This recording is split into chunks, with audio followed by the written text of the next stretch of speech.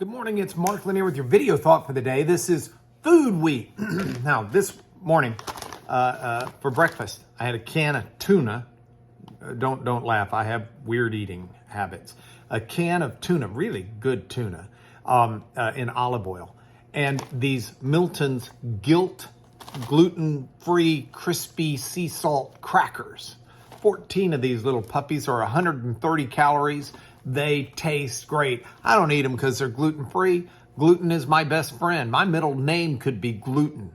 I eat them because they're really, really good. I was looking at the package while I was reading it, and I was reading the package.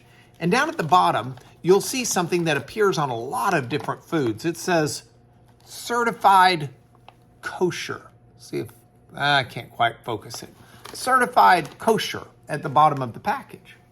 Now, kosher, of course, is a reference to the dietary laws that were given to ancient Israel and the Jews before they were even called Jews, back in the time of Moses. And those laws include a number of things. There are some foods you don't eat, pork, shrimp, catfish, bottom feeders like that, camels, not supposed to eat camels. Then there are some foods that you can eat, but you've got to eat them in a special process. For example, you're not supposed to mix dairy with meat.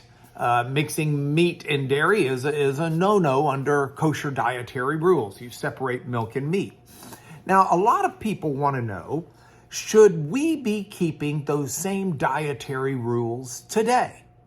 Now, I can't speak for Jews who are practicing Jews. God bless them for whatever they want to hold on to. That's up to them. But I'm not a Jew, I'm a Gentile. And so asking this, or if I am Jewish in a sense, I'm grafted on as a Gentile, as Paul might say from Romans. But the net result is, one of the biggest questions that get answered by this is, why these dietary laws in the first place? Are they things that help our body nutritionally? There are certainly some advocates that will say that they are very wise in the way they help us nutritionally. But I think even more so on point, Israel was called to be a beacon of light to all of the nations. And so Israel, as a beacon of light, was called to be different than everybody else. Understand that everybody has some glimpse or understanding of the divine. We're all made in his image, whether Jew or Gentile, male or female. We are all hardwired to seek God and to understand him. It's one of the reasons you have so many religions that crop up in history and around the world, because everybody is trying to find that meaning and purpose in life. And to some degree, you'll find some elements of truth in all of those religions as people naturally gravitate towards what is true. Paul talks about this in Romans and says people are without excuse on honoring God because he's revealed himself through the creation and through all that there is.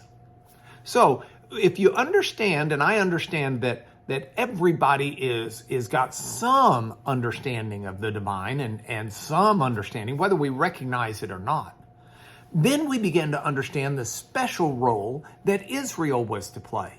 Because God gave Israel special divine revelation that more fully explained his love story with humanity.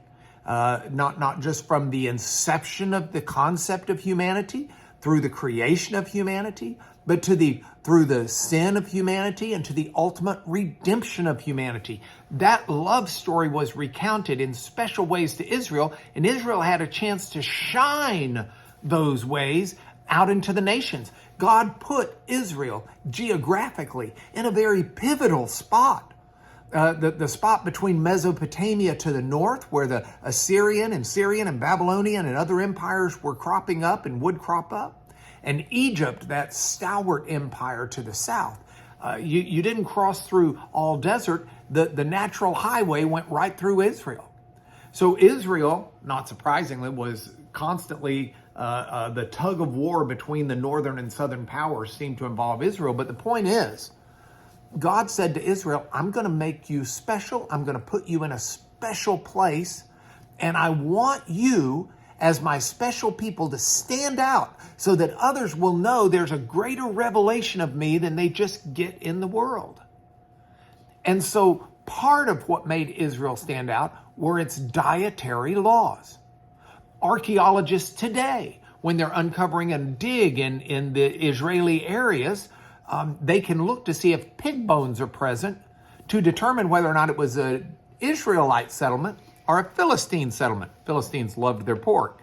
Israel, it was a no-no. That was something that set them apart. Now, I've got to close this today. I'm going to pick up more tomorrow. But I want to close this by saying this. Jesus put a mark on his people as well. He said, the world will know you, not by our dietary laws, but by our love for each other. So as we look to tomorrow and you think about your video thought today, I want to challenge you to love everyone, including your enemies. Everybody can love their friends.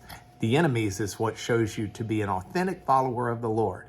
So let's seek to love one another and make that what signals us out from the rest of the world. We'll talk more dietary tomorrow, but that's your video thought for the day.